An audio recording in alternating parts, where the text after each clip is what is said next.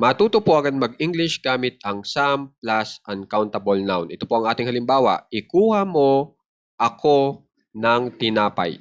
Kapag in English po yan, get me some bread. Isa pa pong halimbawa, padalhan mo si Toby ng pera.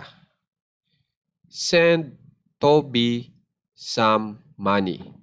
Bali yung 10 natin dito na tinagalog ko po bilang nang, ang ibinibigay po na ideya niyan ay sinasabi po niyan na yung ating pinakukuha o kaya pinadadala dun sa taong inuutusan natin ay hindi po natin sinasabi yung eksaktong bilang.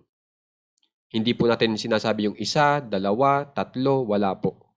Okay? At ang 10 ay ang ibig sabihin po ay konti na dami.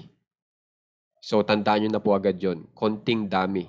So, konting dami ng tinapay o kaya konting dami ng pera. Okay? Ito pong bread o kaya money, yan naman po yung uncountable noun na ang ibig sabihin ay hindi po kayang bilangin. Okay? Na itinuturing po yan na hindi kayang bilangin. At ang pwede pong ipareha dyan para masabi natin na konti lang yung gusto nyong makuha o konti lang yung ipadadala sa inyo, ito pong some ang pwede po natin gamitin kasi may karapatan po siya na i-partner sa uncountable noun.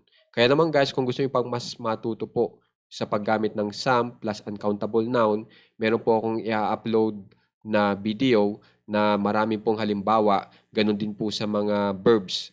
Naglagay po ako ng maraming verbs doon. Mas matututo po kayo. Kaya sana po, panoorin nyo rin po. Maraming salamat po.